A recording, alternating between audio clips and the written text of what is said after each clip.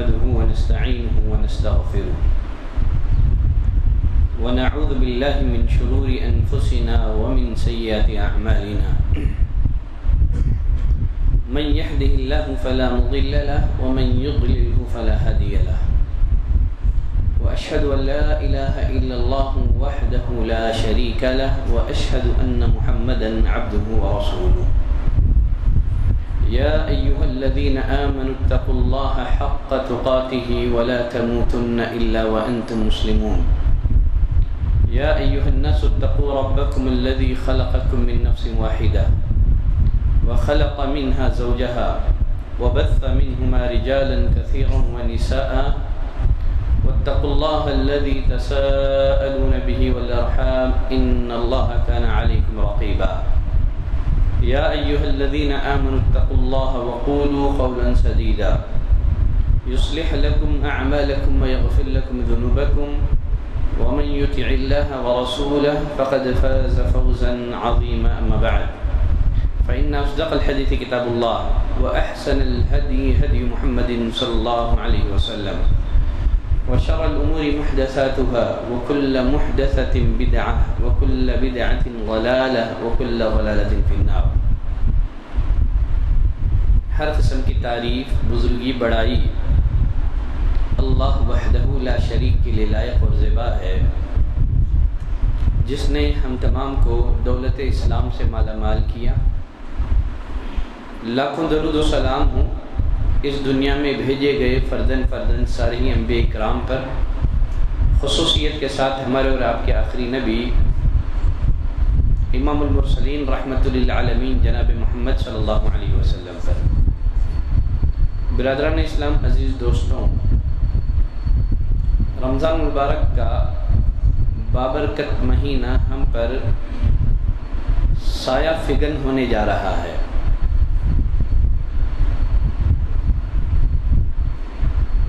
اللہ سے دعا کریں کہ پروردگارا ہماری عمروں کو طویل کر دے، لمبی کر دے، تاکہ یہ بابرکت مہینہ ہمیں نصیب ہو سکے.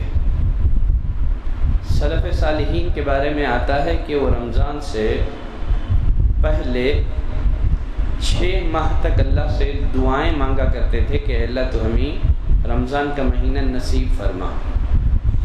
جب رمضان گزر جاتا تو 6 ماہ اللہ سے دعائیں مانگا کرتے تھے کہ اے پروردگارا، ہم نے اس مہینے میں جو عبادتیں کی ہیں ان کو شرف قبولیت سے نواز.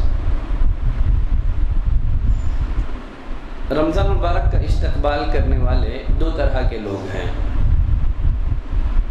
پہلی قسم ان لوگوں کی ہے جو رمضان مبارک کی آمد پر بہت خوش ہوتے ہیں، اس لیے کہ وہ رمضان کے مہینے کو نیکیوں کا موسم بہار سمجھتے ہیں، اور وہ جانتے ہیں کہ اللہ اس مہینے میں اپنے بندوں کو وہ اجر و ثواب عطا کرتا ہے جو دیگر مہینوں میں عطا نہیں کرتا ہے. رمضان کا استقبال کرنے والوں کی دوسری قسم وہ ہے جو رمضان کی آمد کو بوجھ سمجھتے ہیں. جب رمضان کا مہینہ آتا ہے تو وہ اسے بوجھل مہمان کی طرح سمجھتے ہیں، اس کے شب و روز کو شمار کرنے لگتے ہیں، بے صبری سے اس کے جانے کا انتظار کرتے ہیں. ہر دن کے گزر جانے پر انہیں خوشی ہوتی ہے، اس لیے کہ رمضان مبارک کا مہینہ ان کی لذات اور خواہشات کی تکمیل کی راہ میں سب سے بڑی رکاوٹ ہے. اس بنا پر وہ رمضان کے مہینے کو بوجھ سمجھتے ہیں. یقیناً رمضان مبارک کا مہینہ ہم پر جو سایہ فگن ہونے جا رہا ہے، ہم اس مہینے کی صحیح معنوں میں قدردانی اسی وقت کر سکتے ہیں جب ہمیں اس کی عظمت کا احساس ہو اور اس نعمت کا ہمیں احساس ہو. رمضان مبارک کا مہینہ اللہ تعالیٰ کی نعمتوں میں ایک عظیم نعمت ہے جو کہ اس نے اس امت کو عطا کی ہے، امت محمدیہ کو عطا کی ہے. رمضان کا مہینہ امت محمدیہ کے خصائص میں سے ہے. اس امت کی عمریں کم ہیں، اللہ نے اس امت کو رمضان کا مہینہ عطا کر دیا تاکہ اس مہینے میں عبادت کے ذریعے سے، نیک اعمال کی بجا آوری کے ذریعے سے ان لوگوں کے مقام اور مرتبے تک پہنچ جائیں جو قومیں کی گزر چکی ہیں۔ رمضان مبارک کا مہینہ ایک کس قدر عظیم مہینہ ہے، اس کا اندازہ آپ اس حدیث سے لگائیں۔ طلحہ بن عبید اللہ رضی اللہ تعالیٰ عنہ فرماتے ہیں، دو شخص نبی کریم صلی اللہ علیہ وسلم کی خدمت میں حاضر ہوئے، دونوں نے بیک وقت اسلام قبول کیا۔ ان میں جو پہلا انسان تھا وہ بڑا عبادت گزار تھا، وہ اللہ کے راستے میں شہید ہو گیا، اور جو دوسرا آدمی تھا وہ پہلے آدمی کے بنسبت کم عبادتیں کیا کرتا تھا۔ پہلے آدمی کی شہادت کے 1 سال کے بعد دوسرا آدمی فطری موت مرا۔ طلحہ بن عبید اللہ رضی اللہ تعالیٰ عنہ فرماتے ہیں، میں نے خواب میں دیکھا جو دوسرا شخص ہے، جو دوسرا آدمی ہے، شہادت پانے والے آدمی سے پہلے جنت میں داخل ہو رہا ہے۔ طلحہ بن عبید اللہ رضی اللہ تعالیٰ عنہ نے اپنا خواب اپنے ساتھیوں کو بیان کیا۔ سب لوگوں نے تعجب کیا، یہ کیا ہو گیا، کیسے ممکن ہے؟ دوسرا آدمی جس کو شہادت نصیب نہیں ہوئی ہے، وہ شہادت پانے والے آدمی سے پہلے جنت میں داخل ہو رہا ہے۔ جب نبی کریم صلی اللہ علیہ وسلم کو اس خواب کی اطلاع ملی تو آپ نے فرمایا، اس میں تعجب کی بات کیا ہے؟ اس لیے کہ دوسرا آدمی شہادت پانے والے آدمی کے 1 سال بعد زندہ رہا، اس نے فَأَدْرَكَ رَمْضَانَ وَصَامَهُ، اس نے رمضان کو پایا اور رمضان میں اس نے روزے بھی رکھے، اور اتنی ساری نمازیں اس نے پڑھی، صلوات کا اس نے اہتمام کیا، اور آپ نے فرمایا ان دونوں کے درمیان جنت میں اتنا ہی فاصلہ ہے جتنا فاصلہ کہ آسمان اور زمین کے درمیان ہے۔ اللہ اکبر! کتنی عظیم نعمت ہے جو کہ اللہ نے ہمیں رمضان مبارک کی شکل میں عطا کی ہے۔ اگر کسی انسان کو رمضان کا مہینہ نصیب ہو جائے، اس کو چاہیے کہ اللہ کی اس نعمت پر اس کا شکر ادا کرے۔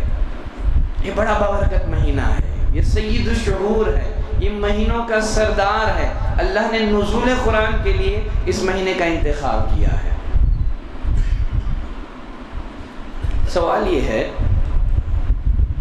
رمضان کے مہینے کا ہم استقبال کس طرح کریں؟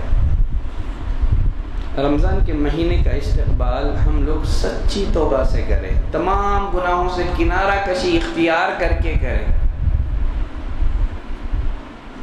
اور اس عزم کے ساتھ رمضان کا استقبال کریں کہ ہم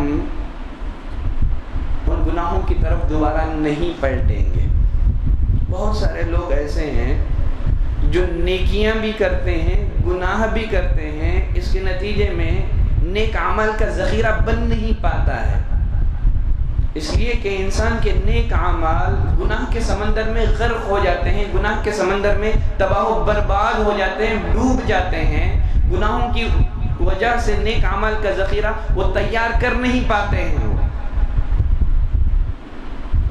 اگر ہم چاہتے ہیں کہ رمضان میں ہم نے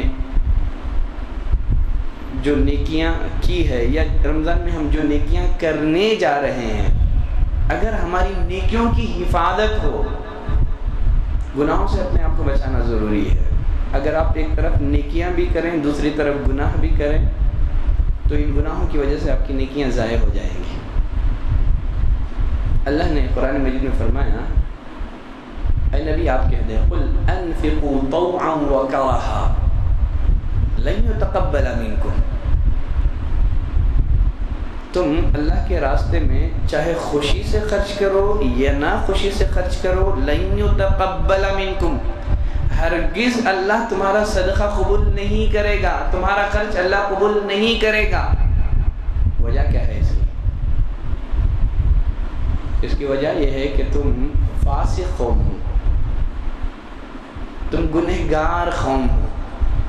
تو قرآن مجید کی اس آیت کریمہ سے معلوم ہوا کہ اعمال کی قبولیت کے لیے گناہوں سے اپنے آپ کو بچانا ضروری ہے۔ آدم علیہ السلام کے 2 بیٹوں نے اللہ کے حضور قربانی پیش کی، تو اللہ نے حابیل کی قربانی کو قبول کر کے قابل کی قربانی کو رد کر دیا۔ اللہ نے وجہ بتائی انما یتقبل اللہ من المتقین، اللہ متقیوں کے اعمال کو قبول کرتا ہے۔ نبی کریم صلی اللہ علیہ وسلم نے فرمایا من لم یدع قول الزور والعمل به، جو رمضان کے مہینے میں جھوٹ بولنے کو ترک نہ کریں، جھوٹ پر عمل کرنے کو ترک نہ کریں، اللہ کو ایسے انسان کے بھوکے پیاسے رہنے کی قطعاً کوئی ضرورت نہیں ہے۔ آدمی رمضان کے مہینے میں اپنے آپ کو گناہوں سے نہ بچائے، جھوٹ سے نہ بچائے، باطل اقوال سے، باطل باتوں سے اپنے آپ کو نہ بچائے، نبی کریم صلی اللہ علیہ وسلم نے فرمایا اللہ کو ایسے انسان کے بھوکے پیاسے رہنے کی قطعاً کوئی ضرورت نہیں ہے۔ پہلے سے ہی ہمارے پاس نیکیاں کم ہیں، اگر وہ نیکیاں بھی گناہوں کے نتیجے میں برباد ہو جائیں تو پھر نیکیوں کا فائدہ کیا ہے؟ تو اسی بنا پر رمضان المبارک کے بابرکت مہینے کا استقبال ہم لوگ سچی توبہ سے کریں، گناہوں سے کنارہ کشی اختیار کر کے کریں، ہر قسم کے گناہوں سے اپنے آپ کو بچائیں، فحش گوئی سے اپنے آپ کو بچائیں، جھوٹ سے، غیبت سے، ہر قسم کے اخلاقی خرابیوں سے اپنے آپ کو بچا کر کے رمضان کا استقبال کریں۔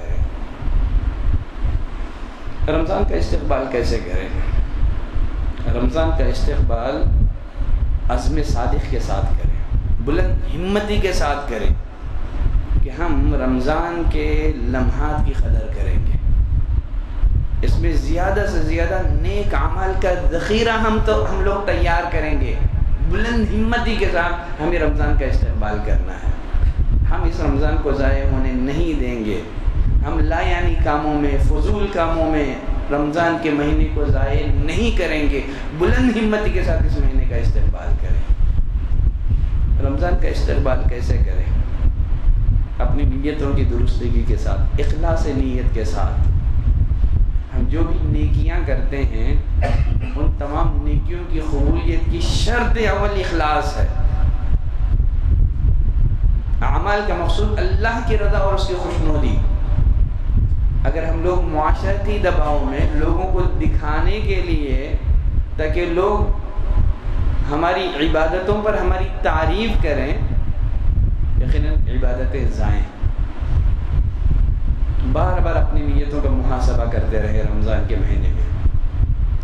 نبی کریم صلی اللہ علیہ وسلم نے فرمایا من صام رمضان ایمانا و احتسابا، جو رمضان میں صوم رکھتا ہے، روزہ رکھتا ہے ایمان کے ساتھ اور اللہ سے اجر کی امید پر، دو شرطیں لگائی گئی ہیں۔ سب سے پہلے ایمان، اگر ہمارے ایمان میں شرک کی آمیزش ہے تو اللہ قبول نہیں کرتا ہے، ساری نیکیاں ضائع۔ وہ احتسابا، اور اللہ سے اجر کی امید پر جو صوم رکھتا ہے، اگر ریاکاری ہو تو پھر اللہ ہمارا صوم قبول نہیں کرتا ہے۔ من صام رمضان ایمانا و احتسابا، جو صوم رکھتا ہے ایمان کے ساتھ اور اللہ سے اجر کی امید پر، اللہ اس کے سابقہ گناہوں کو مٹا دیتا ہے۔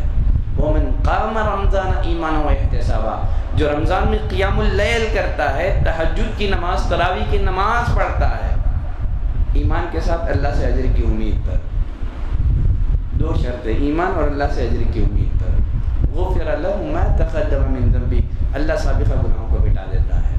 ومن قام لیلۃ القدر ایمانا و احتسابا، جو قدر والی رات میں قیام کرتا ہے ایمان کے ساتھ اللہ سے اجر کی امید پر۔ ان ساری حدیثوں میں نبی کریم صلی اللہ علیہ وسلم نے ایمان اور احتساب کی شرط لگائی ہے۔ امام بخاری رحمۃ اللہ علیہ نے صحیح بخاری میں ایک باب باندھا ہے، باب یہ ہے باب العلم قبل القول والعمل۔ انسان کو چاہیے کہنے اور کرنے سے پہلے علم حاصل کرے۔ رمضان کے مہینے میں ہم کو عبادتیں کرنی ہیں، نیک کام کرنے ہیں، سب سے پہلے عبادتوں کا شرعی طریقہ کیا ہے معلوم کریں۔ نبی کریم صلی اللہ علیہ وسلم کس طرح عبادتیں کرتے تھے معلوم کریں۔ اگر ہماری عبادت سنت کے مطابق نہ ہو، اگر ہماری عبادت شریعت کے مطابق نہ ہو تو پھر ہماری عبادتیں ضائع ہو جائیں گی۔ نبی کریم صلی اللہ علیہ وسلم نے فرمایا من عمل عملا لیس علیہ امرنا فہو رد، جو کوئی ایسا عمل کرے جو ہمارا حکم نہیں ہے، ہمارا آرڈر نہیں ہے، وہ مردود ہے۔ رمضان کا استقبال اس طرح نہ کریں کہ آدمی راتوں میں سڑکوں کے کناروں پر، روڈوں کے کناروں پر گپ شپ میں گزار دے، کھیل میں گزار دے، کیرم کھیلنے میں گزار دے یا موبائل فون میں گزار دے، فلم بینی میں گزار دیں، اس طرح رمضان کا استقبال نہ کریں۔ اللہ سے دعا کریں کہ پروردگارہ یہ جو رمضان کا مہینہ ہم پر سایہ فگن ہونے والا ہے، ہمیں توفیق دے کہ ہم اس کے بابرکت لمحات کو غنیمت جان کر کے زیادہ سے زیادہ نیک اعمال کا ذخیرہ اپنے نامہ اعمال میں اکٹھا کر سکیں، جمع کر سکیں۔ سبحانک اللہم و بحمدک، اشہد ان لا الہ الا انت، استغفرک و اتوب الیک۔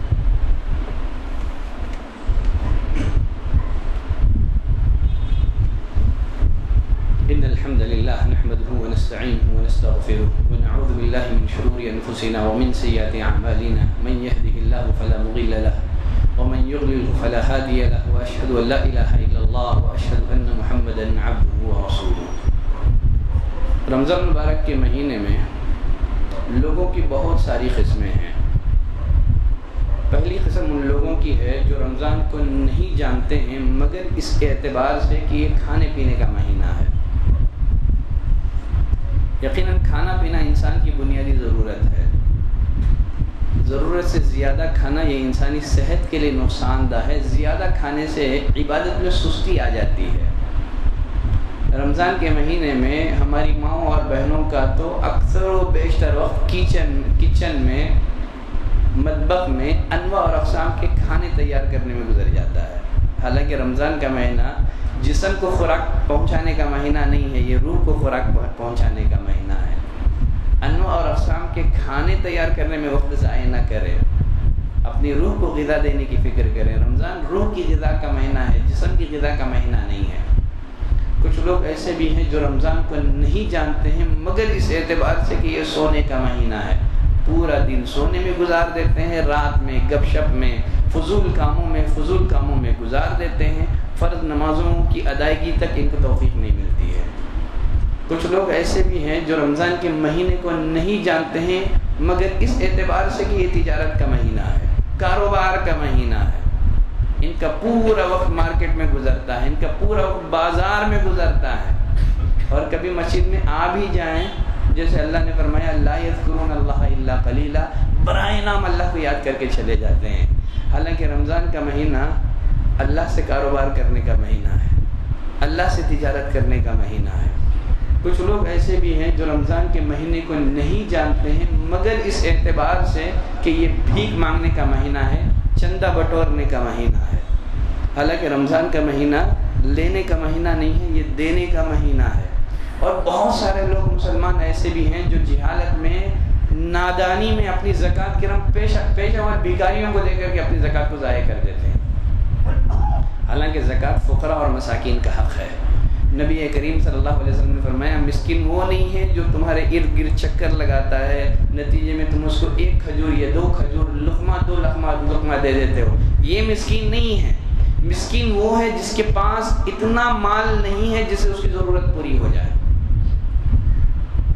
اور وہ اپنی مفلسی لوگوں کے سامنے ظاہر بھی نہیں کرتا ہے، نہ لوگوں کے سامنے دست سوال پھیلاتا ہے۔ ایسے لوگوں کو پہچان کر کے زکوٰۃ کی رقم دے۔ ان پیشہ ور بھکاریوں کو زکوٰۃ کی رقم دے کر کے اپنی زکوٰۃ کی رقم کو ضائع نہ کریں، یہ لوگ زکوٰۃ کے مستحق نہیں ہیں۔ گویا آپ ایک غلط کام میں آپ ان کو سپورٹ کر رہے ہیں، آپ ان کو زندگی بھر پیشہ ور بھکاری بنا رہے ہیں، آپ اپنی قوم کو بھکاری بنا رہے ہیں۔ اسلام نے زکوٰۃ کو جو مشروع کیا ہے اس کی حکمت کیا ہے؟ غربت کا خاتمہ ہے۔ ہمارے معاشرے میں زکوٰۃ کی تقسیم کا جو نظم ہے اس سے غربت کا اور اضافہ ہو رہا ہے۔ اگر اجتماعی نظام کا اگر نظم قائم کر کے اگر زکوٰۃ ادا کی جائے تو یقیناً وہ مطلوب اور وہ مقصود پورا ہو جائے گا جو شریعت ہم سے مطالبہ کرتا ہے۔ تو رمضان کا مہینہ یہ بھیک مانگنے کا مہینہ نہیں ہے۔ کچھ لوگ ایسے بھی ہیں جو افطاری کے دسترخوان پر رمضان کے مہینے میں اس طرح جم کے بیٹھ جاتے ہیں کہ مغرب کی نماز بھی ادا نہیں کرتے۔ یقیناً رمضان کا مہینہ ان سارے کاموں کے لیے نہیں آیا ہے۔ رمضان کا مہینہ ہماری تربیت کے لیے آیا ہے، ہمارے اندر تقویٰ پیدا کرنے کے لیے آیا ہے۔ عقل مند انسان وہ ہے جو نیکیوں کا جو موسم ہوتا ہے ان کی قدر کرتا ہے، ان کو غنیمت جانتا ہے، آخرت کے لیے توشہ تیار کرتا ہے۔ کوئی نہیں جانتا ہے کہ اگلے سال وہ زندہ رہے گا کہ نہیں رہے گا۔ یہ جو رمضان کا مہینہ ہے، اگر آپ اس سے صحیح معنوں میں مستفید ہونا چاہتے ہیں، اپنے ذہن و دماغ میں یہ تصور بٹھا لیں، شاید یہ میری زندگی کا آخری رمضان، اس کے بعد مجھے رمضان میری زندگی میں نصیب ہوگا کہ نہیں ہوگا۔ لوگ سوکھے درخت کے پتوں کی طرح جھڑتے ہوئے جا رہے ہیں، ہم لوگ دیکھ رہے ہیں، پتہ نہیں ہماری باری کب ہے، آئندہ سال پھر رمضان ہمیں ملے گا کہ نہیں ملے گا۔ اگر اس تصور کے ساتھ آپ رمضان کا مہینہ گزار لیں گے، میری زندگی کا آخری رمضان ہے، تو انشاءاللہ آپ بہت ساری نیکیاں، بہت سارے اعمال صالحہ اپنے نام اعمال میں اکٹھا اور جمع کر سکتے ہیں۔ اللہ سے دعا کرتے ہیں کہ پروردگار تو ہمیں اس مہینے کی صحیح معنوں میں قدر و منزلت کی توفیق عطا فرما۔ رمضان کا مہینہ ہے، انشاءاللہ قیام اللیل کا اہتمام رہے گا اس مسجد میں۔ عشاء کی جو صلاۃ ہے، فرض صلاۃ ہے، حسب معمول 8:15 بجے ہوگی، اور جو تراویح کی جو صلاۃ ہے انشاءاللہ 8:35 پر 35 منٹ پر ادا کی جائے گی، تو وقت مقررہ پر حاضر ہونے کی کوشش کریں۔ خواتین کے لیے بھی انشاءاللہ اس مسجد میں تراویح کا انتظام رہے گا۔ ان اللہ وملائکتہ یصلون علی النبی یا ایھا الذین آمنوا صلوا علیہ وسلموا تسلیما۔ اللهم صل على محمد وعلى آل محمد كما صليت على إبراهيم وعلى آل إبراهيم إنك حميد مجيد. اللهم بارك على محمد وعلى آل محمد كما باركت على إبراهيم وعلى آل إبراهيم إنك حميد مجيد. عباد الله رحمني ورحمكم الله، إن الله يأمركم بالعدل والإحسان وإيتاء ذي القربى وينهى عن الفحشاء والمنكر والبغي يعظكم لعلكم تذكرون. واذكروا الله يذكركم وادعوه يستجب لكم، ولذكر الله تعالى وأولى وعز وجل وأتم.